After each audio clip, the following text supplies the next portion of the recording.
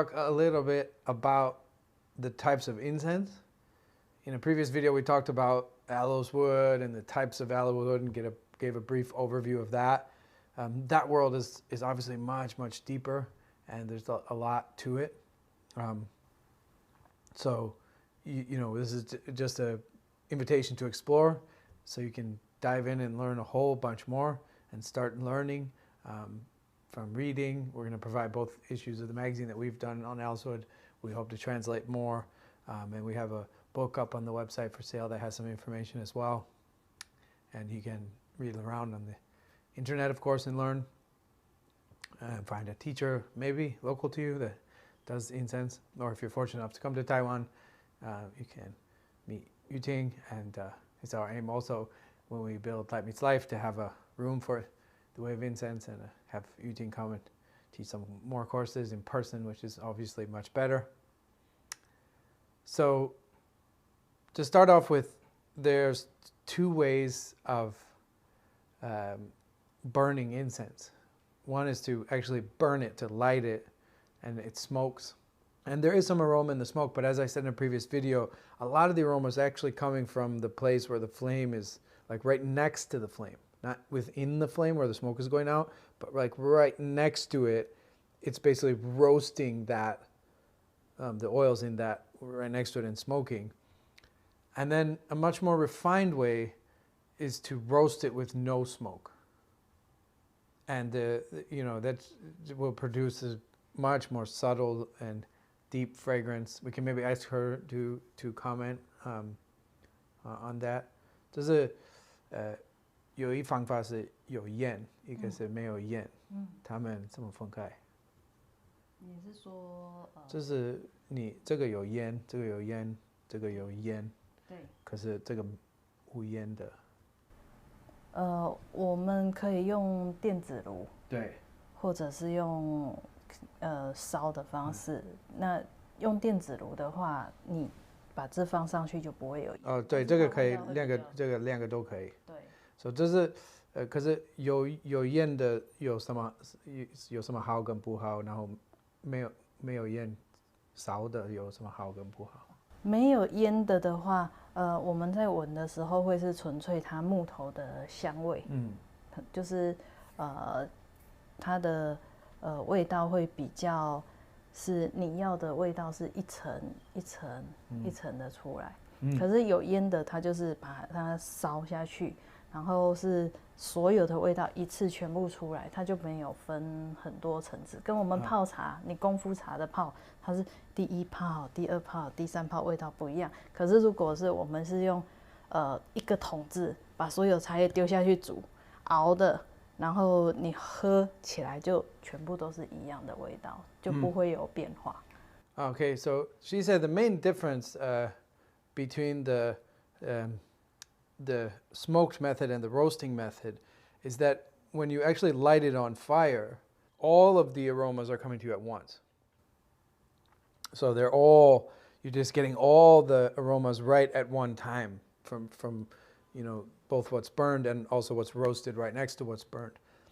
Whereas when you roast the wood or the powder, when you roast without any smoke, you're getting the layers of the aroma one at a time. So you're like unpacking the aloes wood. You're unpacking the aromas one by one by one. And you're getting all the, like from start to finish, many layers. And she compared it to tea. She said like roasting with no smoke is a bit like gongfu tea, where you brew and then you're tasting the early steepings, and then you're tasting the middle steepings, and then you're tasting the later steepings, and they all have their own flavor and juju and wonders. Whereas she said if you take the tea and put it all in a pot and boil it, it's all coming out, and you're just getting kind of all of what the tea has to offer at once. At least in those, you'd have to boil a long time to go deep inside. But anyway, the analogy is just there to give an idea. I think if you boil tea also, there's layers. They're just different type of layers. But I get the point that she's making is just that we unpack layers, and that unpacking the layers is much more apparent in in gongfu tea, obviously, and if you throw it in a pot and boil it, and then it's all coming out in those bowls. In the early bowls, will just have kind of everything. And so she's saying when you're burning it, you're just getting like all the aromas at once, and you're missing out on the subtle layers that come out as you roast it. Because as we roast it, as you're going to find out, there's also, you try to like control temperature. That, you know, more different layers slowly come out of the wood as it cooks longer. Not just even if the temperature is consistent, but as it cooks longer, also different layers of aromas come out, and you get to understand it, and you get to experience all those subtleties, so you can go much deeper into the incense by roasting it than by burning it. So those are the two methods of enjoying incense. We're all mostly used to just burning it, right? But there's also, you know, the roasting, which is the more refined and more subtle and has more layers to unpack. One utensil that is not in our utensil video, we thought to include it here, is like these beautiful bamboo tubes that you find around for storing sticks of incense. And you can, you know, just keep some sticks in there. It's a nice way to keep sticks. If you know, you can of course keep them in the box they come in, that's fine. But they've been making these for a long time. Here's a big one. This is maybe an antique one from Japan. Really beautiful, and they make them out of bamboo. And look at the work on the lid is just amazing. This can store any size of incense, even real big ones. And so if you have some real precious incense, maybe you keep it in a tube like this. Is a nice one too. It's got some calligraphy on it. This is made from ebony, it looks like, or some other dark wood, lacquer maybe. This lacquer, yeah. Wow, beautiful. So this one I think is a ruchi with a little bit of bamboo at the bottom. So nice. So those are nice. And then for the roasting, we use little cut pieces like we showed how to cut in the video. You can, you know, scrape or slice or cut off chunks, or slice or scrape off little scrapings that curl up, and use those right from the piece of wood. This is like that's the maybe most natural or has the most layers, because you're just going right from the wood. There's been no processing. That's going to be like the purest form of Alice wood appreciation, is to just use the whole piece of wood. And then powder. Powder's unique because it can actually, you can roast it or you can burn it. So you could use this in a roasting method. You could also use it in a burning method, often with stamps, which we'll get to in a later video. So it kind of goes both ways, but obviously it's been ground up. So 如果用一样的木头做分，然后他们两个会什么不一样？就是如果就是说我们这片木头，我们就是烧它，或者我们用它的分烧，它会不一样吗？会不太一样，因为这个粉是它要经过机器去打，对，那它机器打的时候，它的香味会跑掉一些，那就会有一些味道会先跑不见，所以我们如果用这个去点的时候，它的香味会比较少一点点。那这个是我们直接切的时候，它是马上切，然后我们马上去闻它，它的味道会比较多，比较丰富。This is much more full-bodied and because we cut it right before the ceremony, and so you know it has everything. Whereas the powder, it obviously has to go in a machine to get ground into powder. And she says some parts of the aroma and the oils will just go off into the air as it's ground, and you lose some of the fragrance. It's just not as deep or layered. 而且我们在自己切的话，我们可以选好的位置。对，那我们就不会切到里面有一些我们觉得要丢掉的。 Oh, 对 so also when we cut from the piece of wood, we can select where we cut. So you can choose the parts of the wood that have the resin, have oil, and the ones that don't, you can later mix them with incense or not use them.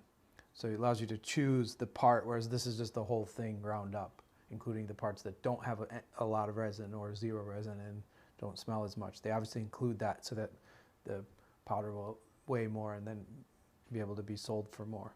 And really all the other forms of incense really come from powder, right? So 这个都本来是这个。对，都是这个粉。 Yeah. So all the other shapes and styles of incense really come from powder. So another way to think about it is you could say that all incense really just is the actual raw material of the owl's wood or powder, because all the other shapes actually are derived from powder. So we'll talk about each of the other shapes, but really it all starts out with that. And as you mentioned, the raw material, the piece of wood, will be better because you can select where you want to cut, and because also you'll get all the layers of the incense, whereas some is lost when you grind it in a machine. And then once we make the powder, though, there are actually two types of powder. One has just been sifted, and the sifted powder will be more fragrant. It will be better. And this is just a little bit rougher. And actually, you can also see that in the finished product, which one was used. So when you look at the finished product of this one versus this one, you can see, when you look up close, you can see that one's like gritty and one's very fine and smooth. So you can, when you look at your incense, when you look at your stick of incense and you see how like gritty it is, or like, or smooth, that can often give you an idea of whether the powder's been sifted. If it's not been sifted, that obviously they get more and they can make more money, or maybe they're making it handmade. We're gonna show you about that in another video, and you can see we have some handmade sticks here. All right, and of course they're all uneven, but also a little gritty because we used like this style to make this. She actually made these made ones herself. They're a blend of Hui'an, the incense, which is the area of like the best, Vietnam and Laos and Cambodia, and a little tuchun, the stuff from the earth. She blended together, and she even put some gold leaf inside, just to make it gorgeous and beautiful. These are very special occasion incense that she handmade. Now 这个它也是粗粗的啊，就是用这个类似的粉。对，混在一起的。哦，你两个混在一起。对，混在一起。When she made it, she had actually both. This is a blend of both types. So the kind that's been sifted and the kind that's not. So, but you'll see you can see the knot, the grittiness in it right away. So those are handmade sticks. And then there's obviously mold-made sticks and mold-made coils as well. This is a very common shape here, is a coil or a stick. You obviously don't have to use all of this. You can just use, break and use a part of it. You don't need to ever always burn the whole thing. So you can also just break off what you need. So those are made by molds. Usually, what happens is the aloes wood powder is mixed with the powder from a tree that's called Phoebe Junnan, and the Phoebe Junnan, they take the bark and they dry it and then grind it into powder, and it is odorless, and its job is that when it gets wet, it gets sticky. So this, you can look this tree up online, the Phoebe Junnan, and the bark from it, its job is just to stick and hold incense together. So most incense traditionally are a blend of that Phoebe Junnan and of the aloes wood mixed together. The Phoebe Junnan is what causes it to hold its form. So she blended those two incense with some of that and hand rolled it. Then, of course, this was one that went into a mold. I'm gonna talk about our sticks that we have on the website too, which were all selected by Teacher Chun and for us, and they're all made in a mold too. So that's a way. This is a little handmade cone. 这个你也手工做的啊？对。She also made this little cone herself, also made by hand. So you could make a little cone shape. You can make ball shapes like this. Sometimes the balls are made with honey in Japan, especially, but that's not really good for aloes wood because the something about the relationship between the bacteria in the honey and the bacteria on the aloes wood. The bacteria in the honey will negatively impact the smell of the bacteria of the aloes wood. So usually the honey ones are other woods and other fragrances. But once you have that sticky wood, you could roll balls, or you could roll sticks, or you can use molds to make them. And she also brought this. This is very special. This is a new method, shaped like a cloud, but it could be any shape. This is a new invention that has just started in recent years. This is a way of making incense without the Phoebe Junnan bark. So without you could call it filler, I guess, if you want, the filler that its job is just to do the sticking, to hold. Its job is not aromatic. In fact, that bark is chosen specifically because it has no smell, and also obviously helps to stick. So almost all aloes wood incense is that blend, and quality, of course, will be dependent on the type of aloes wood that was used to start out with, but also the quality is dependent on the amount.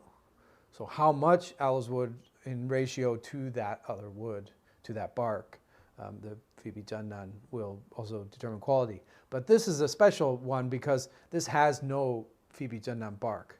This is 100% aloes wood, and they found a way to because of course aloes wood itself also has resinous oils, so potentially it can stick. It just needs very high pressure. So basically, they've just taken a mold and used real strong machinery, real high pressure to make this one. And you can actually see that not only is this one pure, but it also, in the sense that it has none of the Phoebe Junnan bark, but it's also made from the sifted powder, which is a higher grade of powder, this incense. This is very special, these. And of course, this would be much more expensive. 这个比较贵. Yeah, so because it's pure, and also a good quality of powder was used to make it. But this is a new type of incense, right? So those are the main kinds of shapes that we see, right? Just to summarize everything, we have the raw wood, which is the purest form of appreciation, just roasting the raw wood, and then from that we can make powder, right? And we can then have roughly two grades of powder. There could be in-betweens. So this isn't just black and white. There could be layers of gray. These can be mixed also, which she did in her handmade one. And there might be reasons for doing that, right? There's a lot to explore, and a lot of areas and niches, but generally the sifted will be more pure than this. And then from these we can make many shapes, and we can do them by hand, or we can do them in a mold. And we usually mix with the Phoebe Junnan bark to make it stick. And so by hand we could make cones, by hand we could make sticks, by hand we can make balls, right? And then we could also use a mold to make sticks, a mold to make cones, and a mold to make balls, and a mold to make coils is very common.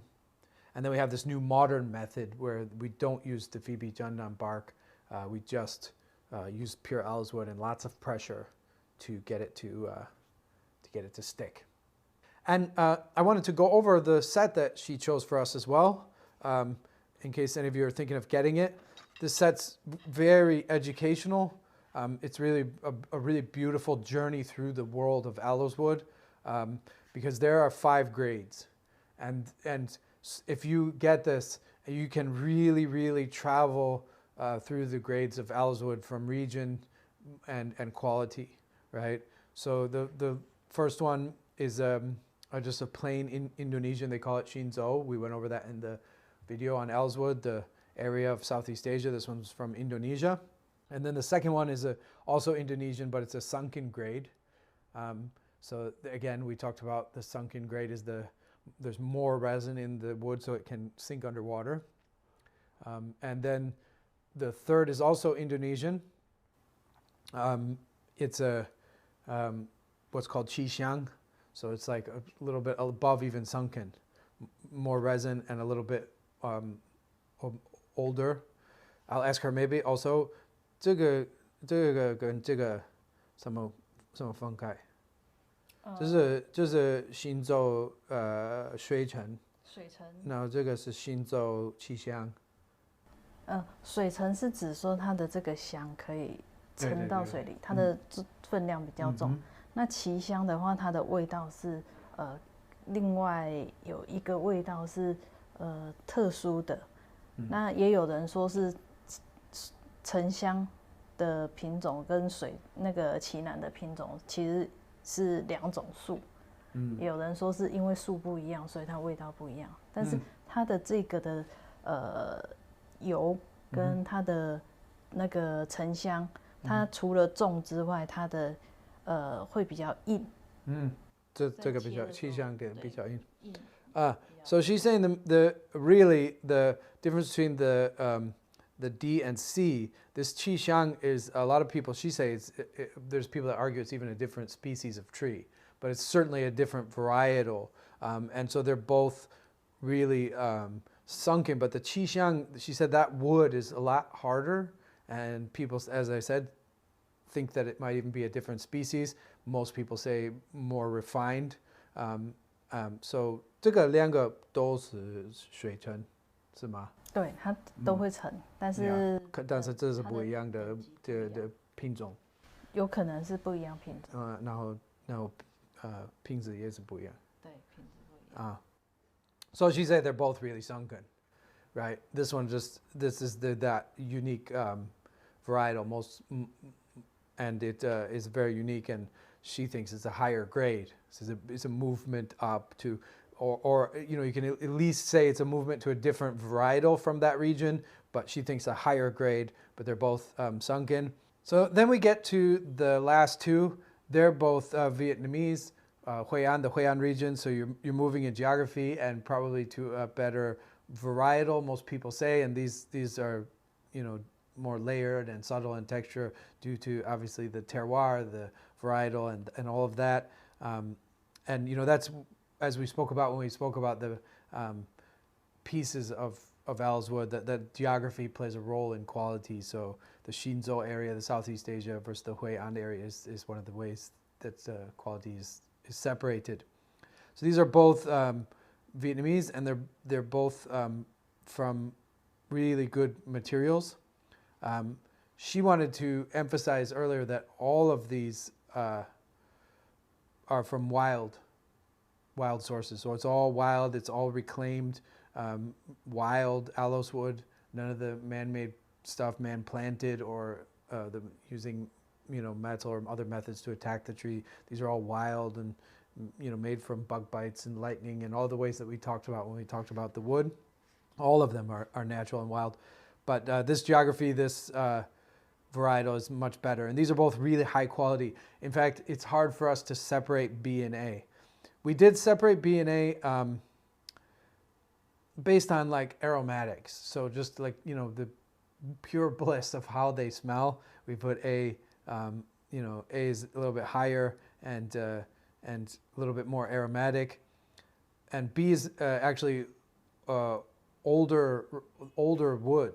It's older aged raw materials. So B is a bit more deep and meditative and like centered and subtle, and you have to like be quiet and go in. So 这个两个怎么分开？这两个呢 ，A 的话是它香气比较高，然后我们可以在朋友来的时候跟朋友分享，然后香的味道大家就可以，哦，非常好，非常的香。但是 B 的话呢，我们自己一个人，然后我要打坐的时候，他会在旁边陪着你，像一个老人家陪着你，很安静的，然后你不会觉得他一直在跟你说，嘿，来哦，来。对，所以它 A 的香气是这里面所有里面的香气是最好的，那很适合跟朋友一起分享。那 B 的话就是我们自己，你要瑜伽要打坐都可以。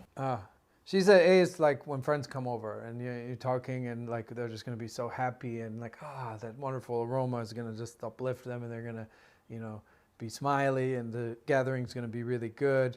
And B is like when you're meditating or doing yoga or whatever kind of self-cultivation and you're sitting and its fragrance won't ever like tug at you. It won't ever say like, hey, look at me, look at me. It can just sit there next to you and it's just going to enhance those meditative feelings and take you deeper, deeper into yourself.